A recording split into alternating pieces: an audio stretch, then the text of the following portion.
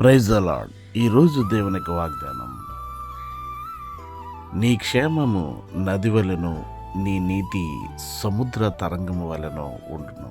యెషయా గ్రంథము 48వ అధ్యాయం 18వ వచనం. ప్రియులారా, దేవుడు ఆయన మాటలను మనము ఆలకించాలని కోరుతూ ఉన్నారు.